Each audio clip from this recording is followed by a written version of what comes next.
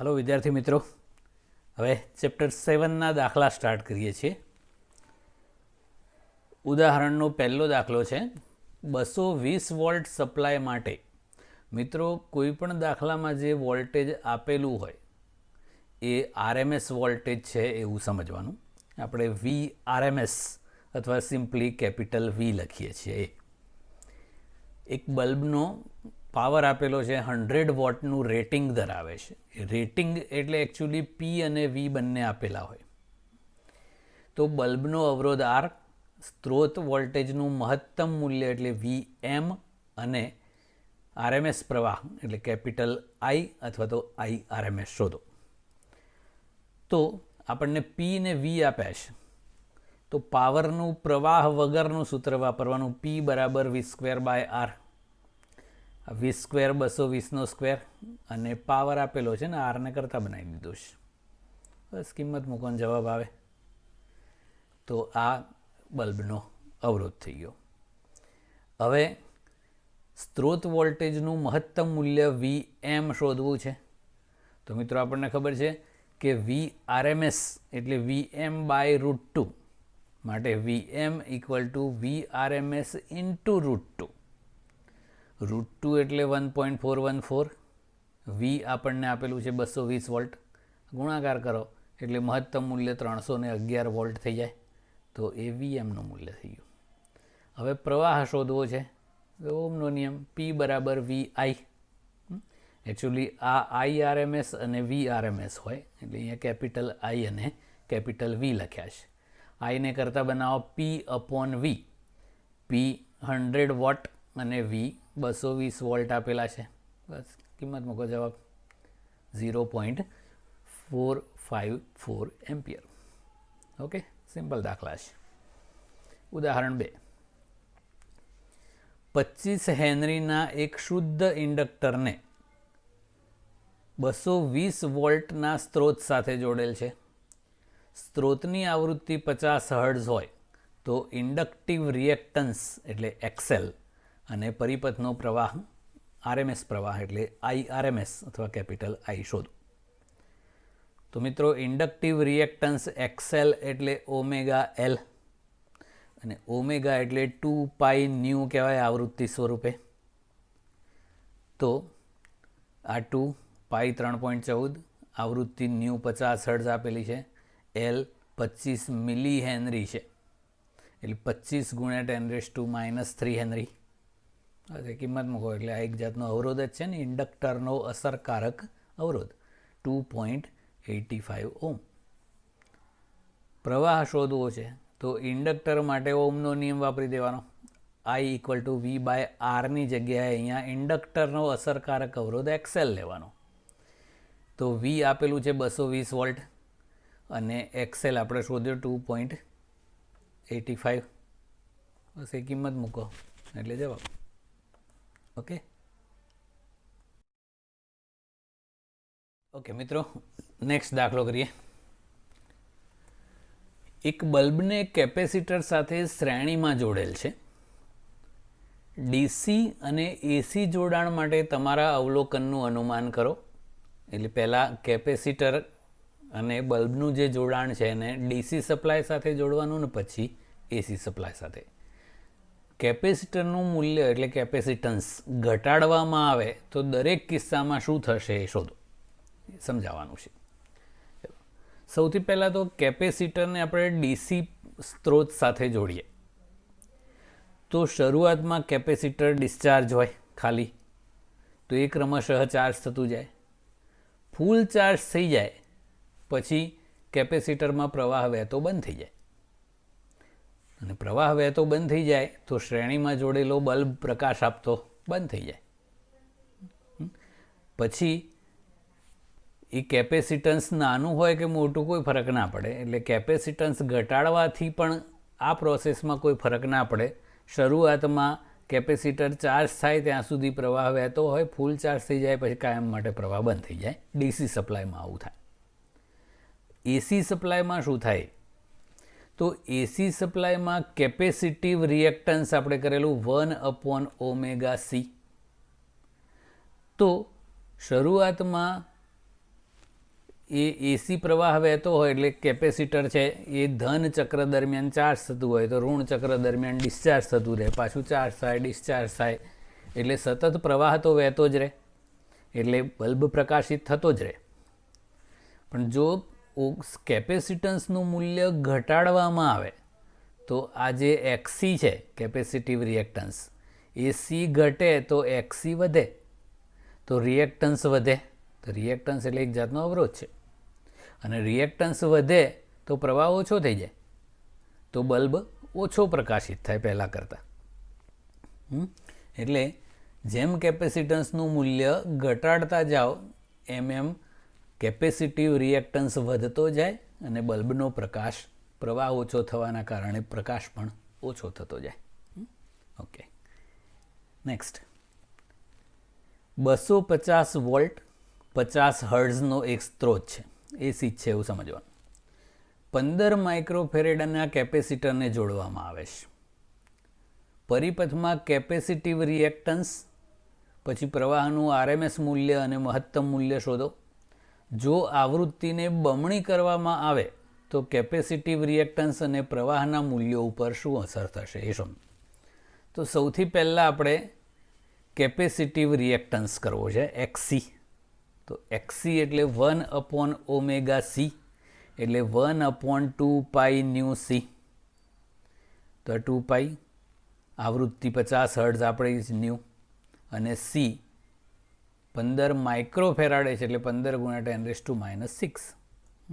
અંશમાં લઈ જઈને પછી સાદુરૂપ આપી દો એટલે એક્સી 212 ઓમ મળે. હવે પ્રવાહ શોધવો છે, તો ઓમના નિયમ પ્રમાણે આરએમએસ પ્રવાહ IRMS = VRMS/XC. અહીં IRMS એટલે કેપિટલ I, VRMS એટલે કેપિટલ V. તો કેપિટલ V આપણને આપ્યું છે 220 વોલ્ટ, અને XC આપણે શોધ્યું 212 ઓમ. એ કિંમત મૂકો એટલે 1.04 એમ્પિયર. તો આ આરએમએસ પ્રવાહ મળ્યો. હવે મહત્તમ પ્રવાહ કરવો હોય તો આપણને ખબર છે કે IRMS = Im/√2, માટે Im = √2 × IRMS થઈ જાય. તો √2 એટલે 1.414, અને I આપણે શોધ્યું બસ એ બેનો ગુણાકાર કરો તો 1.47 એમ્પિયર. ઓકે, હવે આગળ તો મિત્રો આપણે જે Im શોધ્યો, તો આ એસી પ્રવાહ છે એ +Im અને -Im વચ્ચે દોલન કરતો હોય, એટલે આપણે જે એસી પ્રવાહ શોધ્યો એનું મહત્તમ મૂલ્ય છે Im એ +1.474 એમ્પિયર અને -1.474 એમ્પિયરની વચ્ચે સતત દોલન કરતું હોય. અને અહીંયા વોલ્ટેજ એટલે પ્રવાહ છે એ વોલ્ટેજ કરતાં π/2 જેટલો આગળ હોય. ઓકે, હવે સ્ત્રોતની આવૃત્તિ બમણી કરવામાં આવે તો કેપેસિટિવ રિએક્ટન્સ અને પ્રવાહનું શું થાય એ. તો XC = 1/2π ન્યુ સી. તો XC ચલે છે 1/ν છે, તો જો આવૃત્તિ બમણી કરીએ તો XC અડધું થઈ જાય. અને ઓમના નિયમ પ્રમાણે I = V/XC છે, તો XC અડધું થાય તો પ્રવાહ બમણો થઈ જાય. એટલે રિએક્ટન્સ અડધો અને પ્રવાહ બમણો થશે. Okay, next. આકૃતિમાં દર્શાવ્યા મુજબ એક પ્રકાશિત બલ્બ છે, એને એક ઓપન કોઇલ ઇન્ડક્ટરને સ્ત્રોત એસી કળ સાથે જોડેલું છે. આ બલ્બ, એક ઇન્ડક્ટર, એક એસી સોર્સ અને એક કળ, આ બધાને શ્રેણીમાં જોડેલા છે. કળ બંધ કર્યાના થોડા સમય બાદ, કેમ થોડા સમય સુધી પછી? કારણ કે પ્રવાહ અચળ થાય એ પછી કરવાનું. ઇન્ડક્ટરના અંદરના ભાગ વિસ્તારમાં લોખંડનો સળિયો દાખલ કરવામાં આવે છે. એટલે આ જે ઇન્ડક્ટર છે એની અંદર નરમ લોખંડનો સળિયો મૂકી દો, તો પ્રકાશિત બલ્બની પ્રકાશિતા વધશે કે ઘટશે કે કોઈ ફેરફાર નહીં થાય એનું કારણ આપો. તો મિત્રો, લોખંડનો સળિયો ઇન્ડક્ટરમાં દાખલ કરવામાં આવે તો આપણે ચેપ્ટર 4માં કરેલું કે ઇન્ડક્ટિવ રિએક્ટન્સ છે, સોરી ઇન્ડક્ટરની અંદર ઉદ્ભવતું જે ચુંબકીય ક્ષેત્ર છે μ0 સ્મોલ ni, જો અન્ય માધ્યમ હોય તો μ0ની જગ્યાએ આપણે μ/μr સ્મોલ ni કરવું પડે. તો નરમ લોખંડની ચુંબકીય પરમિએબિલિટી મ્યુ ખૂબ જ મોટી હોય છે, લગભગ 8 થી 10,000 જેટલી. તો આનું અંદર જે ચુંબકીય ક્ષેત્ર ઉત્પન્ન થતું હોય એ અનેક ગણું વધી જાય અને એના કારણે એ જે ગૂંચળું છે ઇન્ડક્ટર એનું આત્મપ્રેરકત્વ પણ બહુ જ વધી જાય. તો ઇન્ડક્ટરના બે છેડા વચ્ચે પ્રેરિત થતું જે EMF છે E બરાબર -L di/dt, તો એ આત્મપ્રેરકત્વ સારું એવું વધી જાય. આત્મપ્રેરકત્વ વધે એટલે ઇન્ડક્ટિવ રિએક્ટન્સ વધે, ઇન્ડક્ટિવ રિએક્ટન્સ વધે એટલે બે છેડા વચ્ચેનું જે પ્રેરિત EMF હોય L di/dt એ પણ વધી જાય.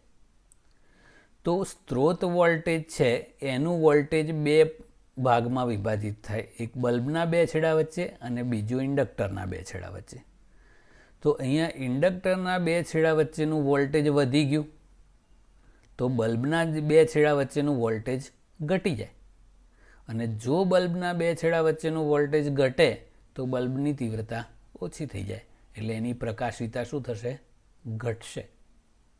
એટલે આ જવાબ બી સાચો છે. ઓકે, ઉદાહરણ નંબર 6 કરીએ. 220 વોલ્ટ અને 50 હર્ટ્ઝનો સ્ત્રોત છે એસી, એની સાથે 200 ઓમ અવરોધક એટલે આર અને 15 માઇક્રોફેરેડ એનું કેપેસિટર એટલે સી શ્રેણીમાં જોડેલ છે. આરસી શ્રેણી પરિપથ થયો. તો પરિપથમાં પ્રવાહ ગણો. અવરોધ અને કેપેસિટરના બે છેડા વચ્ચેના RMS વોલ્ટેજ એટલે આ VRMS ઓફ આર અને VRMS ઓફ સી શોધો. શું આ વોલ્ટેજનો બૈજિક સરવાળો સ્ત્રોત કરતાં વધુ છે? જો હા તો આ વિસંગતતાનો ઉકેલ જણાવો. એ શું છે એની વાત પછી. સૌથી પહેલાં તો આપણને 220 વોલ્ટ સપ્લાય આપ્યો છે, 50 હર્ટ્ઝ આવૃત્તિ ન્યૂ આપી છે, 200 ઓમ અવરોધ છે અને 15 માઇક્રોફેરાડે એટલે 15 × 10⁻⁶ ફેરાડે કેપેસિટન્સ આપ્યું છે. તો મિત્રો પ્રવાહ શોધવા માટે આપણે આરસી પરિપથનો ઇમ્પિડન્સ Z શોધવો પડે. તો Z શોધવા માટે પહેલાં XCની જરૂર પડશે, કેપેસિટિવ રિએક્ટન્સ XC. તો XC = 1/2π/c, 2π 3.14 આવૃત્તિ ન્યૂ 50 હર્ટ્ઝ અને C 15 × 10⁻⁶. તો આ સાદું રૂપ આપી દો એટલે 212.3 ઓમ જવાબ આવે. હવે પરિપથનો ઇમ્પિડન્સ Z શોધીએ. તો Z = √R² + XC².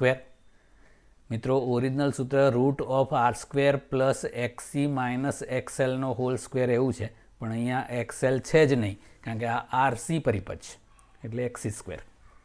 તો આ બંને કિંમતો ખબર છે, આ 200નો સ્ક્વેર અને આ 212.3નો સ્ક્વેર, બંનેના વર્ગ કરવાના, સરવાળો કરીને પછી વર્ગમૂળ કરી દો એટલે ઇમ્પિડન્સ Z મળી ગયો 291.67 ઓમ. હવે પ્રવાહ શોધવો છે તો ઓમના નિયમ પ્રમાણે I = V/R ના આવે, અહીંયા આરસી પરિપથનો ઇમ્પિડન્સ Z આવે.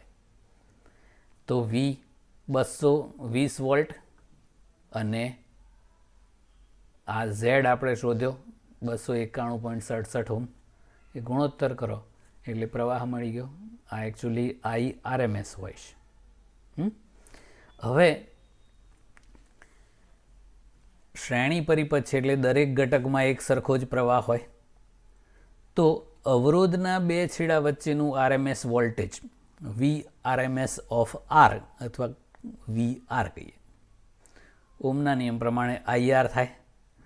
I આપણે શોધ્યો એ ગુણ્યા આર અવરોધનું મૂલ્ય આપેલું છે, ગુણાકાર કરો એટલે એટલું થાય. એવી જ રીતે કેપેસિટરના બે છેડા વચ્ચેનું વોલ્ટેજ VRMS ઓફ સી અથવા કેપિટલ VC, તો પ્રવાહ ગુણ્યા કેપેસિટરનો અસરકારક અવરોધ XC લેવાનો. પ્રવાહ આપણે શોધ્યો XC પણ આપણે શોધ્યો 212.3 ઓહ્મ, એ ગુણાકાર કરો એટલે આટલું. હવે આ જે કીધું હતું એ શું આ વોલ્ટેજોનો બૈજિક સરવાળો સ્ત્રોત વોલ્ટેજ કરતાં વધુ છે? તો આ બંને વોલ્ટેજનો સરવાળો કરીએ તો 310.87 વોલ્ટ થયો, જ્યારે સ્ત્રોત વોલ્ટેજ તો કેટલું છે 220 વોલ્ટ, તો વધી ગયું ને. તો એવું તો ના જ થાય કે લાગુ પાડેલા વોલ્ટેજ કરતાં બે ઘટકોના વોલ્ટેજ વધારે હોય. તો આ લોચો કેમ આવ્યો? તો એ વિસંગતતા આપણે દૂર કરવાની છે. તો આપણને ખબર છે કે આર અને સી આ બંનેમાં વોલ્ટેજ અને પ્રવાહ છે એમાં શ્રેણી છે, એટલે પ્રવાહ તો બંનેની એક જ દિશામાં દર્શાવીએ છીએ આપણે ફેઝર ડાયાગ્રામમાં. પણ અવરોધ કરતાં કેપેસિટરમાં વોલ્ટેજ 90 ડિગ્રીના ફરકવાળો હોય. કેપેસિટરમાં પ્રવાહ π/2 પાછળ હોય, પ્રવાહ π/2 આગળ હોય, એ વોલ્ટેજ π/2 પાછળ હોય. તો એનો મતલબ શું થયો કે આ VR અને VC છે એ પરસ્પર લંબ હોય. તો પરિણામી વોલ્ટેજ શોધવું હોય તો સિમ્પલ બૈજિક સરવાળો નહીં કરવાનો, પણ લંબ હોય એટલે પાયથાગોરસથી શોધવું પડે. અને √VR² વત્તા VC² કરો તો આટલો જવાબ આવવો જોઈએ. એ લાગુ પાડેલા વોલ્ટેજ જેટલો થાય.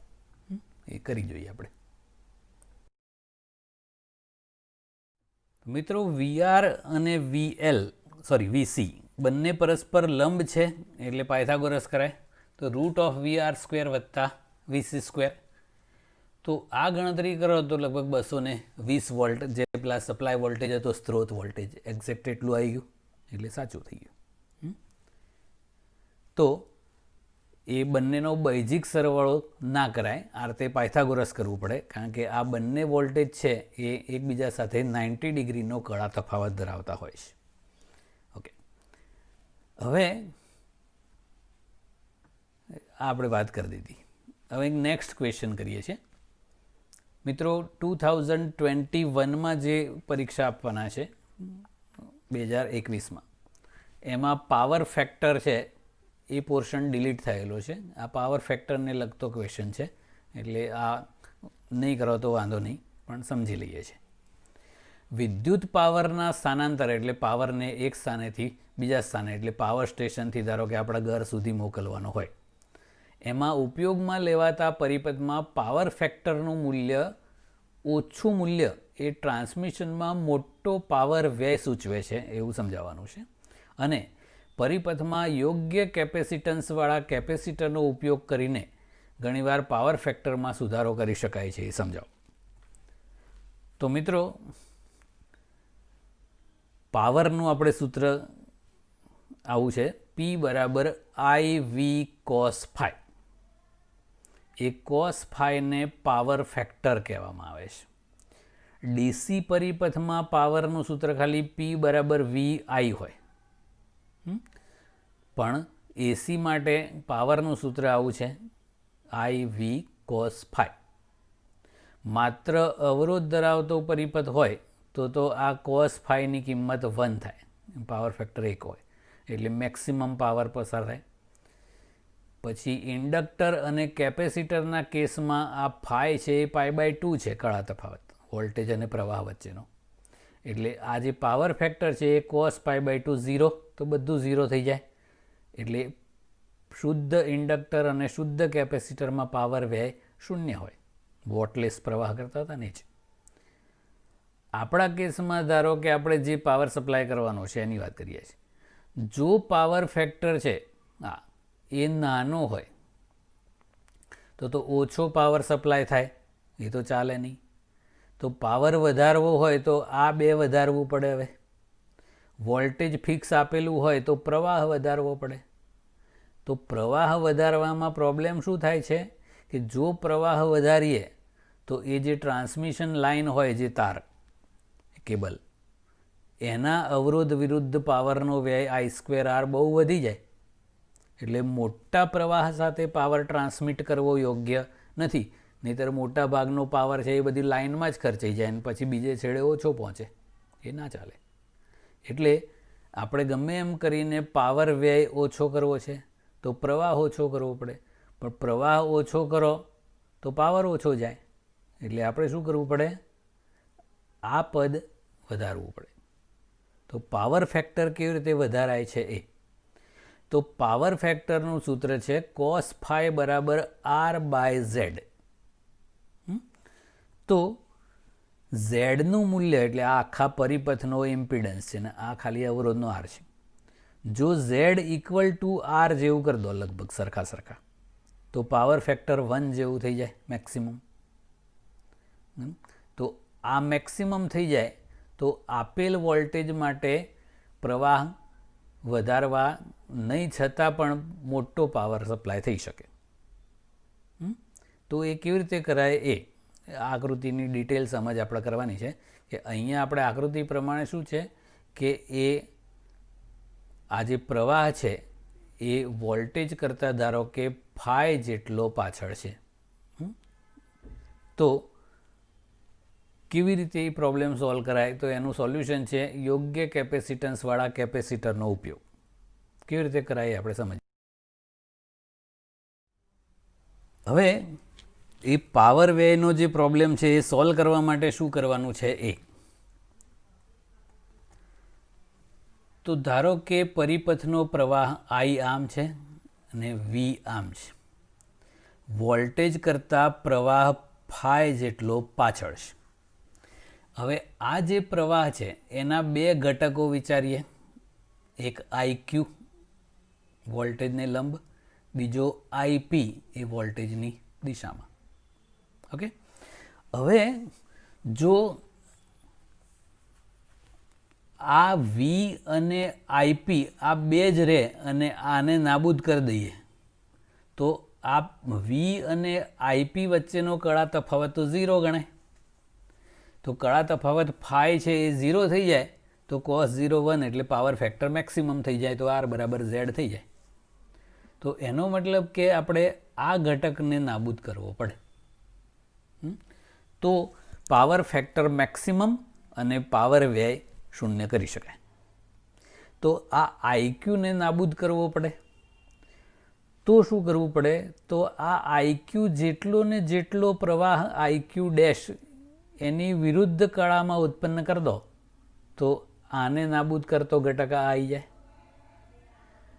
તો વોલ્ટેજ કરતાં આ IQ ડેશ છે એ π/2 જેટલો આગળ કરવો પડે.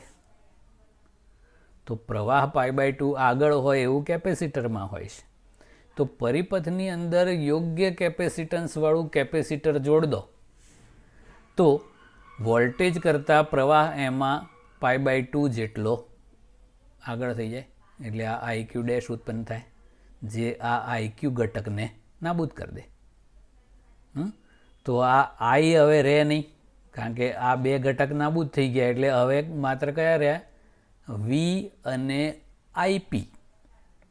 અને એ બે તો સેમ કળામાં છે અને સરખી કળામાં હોય એટલે કળા તફાવત 0. કળા તફાવત 0 થઈ જાય એટલે cos 0 1 એટલે P = IV જ બચે. એટલે મહત્તમ પાવર ટ્રાન્સમિટ થાય. તો ટ્રાન્સમિશન લાઇનમાં પાવર વ્યય લઘુત્તમ કરીને મેક્સિમમ પ્રવાહ પસાર કરી શકાય. મેક્સિમમ પાવરને સપ્લાય કરી શકાય. એટલે આ આઈડિયા હોય છે. ટૂંકમાં એ પાવર IVના બદલે IPV બની જાય અને આ IQ ઘટક નાબૂદ થઈ જાય. ઓકે. નેક્સ્ટ 283 વોલ્ટ મહત્તમ મૂલ્ય. જો આ ધ્યાન રાખવાનું, આ મહત્તમ લખેલું હોય તો આ VM કહેવાય અને ખાલી વોલ્ટેજ આપેલું હોય તો એ VRMS છે એવું સમજવાનું. તો આ VM છે. 50 હર્ટ્ઝ આવૃત્તિ ન્યૂ છે એવો સાઇન પ્રકારનો વોલ્ટેજ LCR શ્રેણી પરિપથને લાગુ પાડેલો છે. R એલ અને સીના મૂલ્યો આપ્યા છે. તો પરિપથનો ઇમ્પિડન્સ એટલે ઝેડ, સ્ત્રોત વોલ્ટેજ એટલે VRMS અને પ્રવાહ IRMS વચ્ચેનો કળા તફાવત એટલે ફાઈ શોધો. પાવર વ્યય કેટલો થાય એ શોધો અને પાવર ફેક્ટર શોધો છે. પાવર ફેક્ટર એટલે કોસ ફાઈ. તો ઇમ્પિડન્સ ઝેડ શોધવા માટે પહેલાં XL અને XC શોધવા પડે. તો મિત્રો XL એટલે ઓમેગા એલ એટલે 2π/μ બધી કિંમતો આપેલી છે ને. 2π એટલે 3.14, આવૃત્તિ ન્યૂ આપેલી છે 50 હર્ટ્ઝ ને એલ આપેલું છે મિલી હેનરી છે એટલે 10⁻³ કરી દેવાનું. એટલે XL મળી ગયો 8 ઓહ્મ. XC બરાબર 1/ωc એટલે 1/2π/μc. આ ન્યૂ છે. કિંમતો મૂકીએ, સાદુરૂપ આપો એટલે 4 ઓહ્મ જવાબ મળ્યો. XL XC પરથી હવે Z મળી જાય. તો મિત્રો આપણે જે XL અને XCના મૂલ્યો શોધ્યા એના પરથી ઇમ્પિડન્સ Z મળે. Z √R² + XC - XL². Root of આરની કિંમત 3 ઓહ્મ છે. XC ને XL આપણે શોધ્યા, એ કિંમતો મૂકીએ તો ઇમ્પિડન્સ Z બરાબર 5 ઓહ્મ મળે. હવે વોલ્ટેજ અને પ્રવાહ વચ્ચેનો કળા તફાવત ફાઈ શોધવો છે. તો મિત્રો ફાઈ tan−1 XC - XL/R છે. XL XCની કિંમતો મૂકીએ તો tan−1 -4/3 એટલે tan−1 -0.1333. તો આપણે નેચરલ ટેન્જન્ટમાં tan−1 1.3333 શોધી કાઢવાનું. તો એ માઇનસમાં ખૂણો મળ્યો એનો મતલબ કે પ્રવાહ એટલો પાછળ છે વોલ્ટેજ કરતાં, પ્લસમાં હોય તો આગળ છે એવું સમજવાનું. એટલે આ ફાઈની ઋણ નિશાની છે એ વોલ્ટેજ કરતાં પ્રવાહ કળામાં 53.1 ડિગ્રી જેટલો પાછળ છે એવું દર્શાવે છે. ઓકે, હવે પાવર વ્યય શોધવો છે. તો P = I²R. પણ મિત્રો આપણને પ્રવાહ નથી આપ્યો, મહત્તમ પ્રવાહ આપ્યો છે, તો મહત્તમ વોલ્ટેજ આપ્યું છે. તો અહીંયા આપણે જે પ્રવાહ વાપરવાનો છે એ IRMS છે. તો IRMS એટલે તો Im/√2, પણ Im એટલે Vm/R, કારણ કે આપણને Vm આપ્યું છે.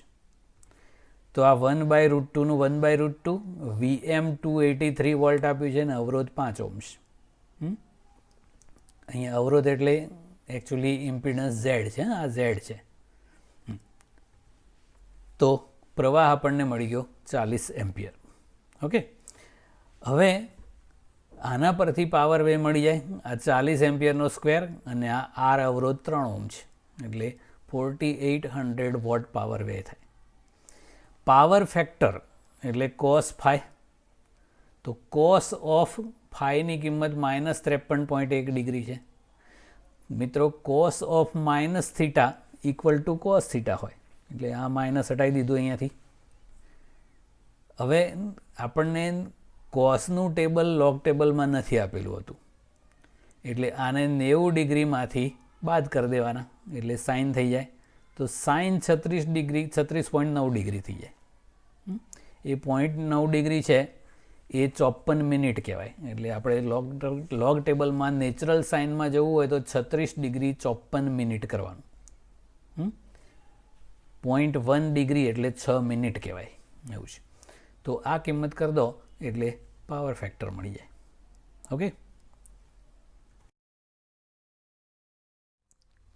હવે નેક્સ્ટ દાખલો કરીએ છીએ. ઉદાહરણ 9. ધારો કે ઉપરના ઉદાહરણમાં સ્ત્રોતની આવૃત્તિ બદલી શકાય છે, તો અનુનાદની સ્થિતિએ સ્ત્રોતની આવૃત્તિ કેટલી હશે અને અનુનાદની સ્થિતિએ ઇમ્પિડન્સ Z અને પ્રવાહ અને વ્યય થતા પાવરની ગણતરી કરો. તો મિત્રો અનુનાદ વખતે જે આવૃત્તિ હોય એને આપણે અનુનાદ આવૃત્તિ કહેતા હતા. તો અનુનાદ કોણીય આવૃત્તિ છે. ω0 બરાબર 1/√LC. મિત્રો L અને Cની કિંમતો આપેલી છે, તો આ કિંમત મૂકીને સાદુરૂપ આપો તો ω0 મળી. પણ ω0 એટલે તો 2π/μ0, 2π ને નીચે લઈ દો એટલે ઓમેગા 0 222.1 અને આ 2 ગુણ્યા 3.14 આ કિંમત કરી દો એટલે આ અનુનાદ આવૃત્તિ મળી ગઈ 35.4 હર્ટ્ઝ. મિત્રો ઇમ્પિડન્સ, તો અનુનાદની સ્થિતિમાં ઇમ્પિડન્સ લઘુત્તમ હોય આર જેટલો જ, કારણ કે એક્સએલ એક્સી એકબીજાની અસરને નાબૂદ કરી દે એટલે ઇમ્પિડન્સ લઘુત્તમ આર થઈ જાય. એટલે ઝેડ બરાબર આર, અને આર આપેલો છે 3 ઓહ્મ આપણને. અનુનાદ વખતે આરએમએસ પ્રવાહ શોધવો છે. તો ઓહ્મના નિયમ પ્રમાણે I RMS equal to V RMS by Z. અહીંયા આઈ આરએમએસ એટલે કેપિટલ આઈ ને વી આરએમએસ એટલે કેપિટલ વી લખ્યું છે. પણ અનુનાદની સ્થિતિમાં ઝેડ બરાબર આર છે એટલે આવું થઈ જાય. પણ વી આરએમએસ એટલે તો વી એમ બાય √2 અપોન આર. તો બધી કિંમત આપેલી છે. વી એમ 283, √2 નો √2, આર છેદમાં 3. √2 ની કિંમત 1.414 કિંમત મૂકીને જવાબ 66.7 એમ્પિયર. અનુનાદની સ્થિતિમાં પાવર વ્યય શોધવો છે, મહત્તમ હોય I² આર. આ આઈ એટલે આરએમએસ પ્રવાહ હોય ને એ જ આપણે શોધ્યો 66.7 નો whole square into R 3 ohm. તો આ પાવર વ્યય થઈ ગયો 13.75 ગુણ્યા 10³ વોટ આવશે એટલે 13.75 kilo watt. Okay, that's it.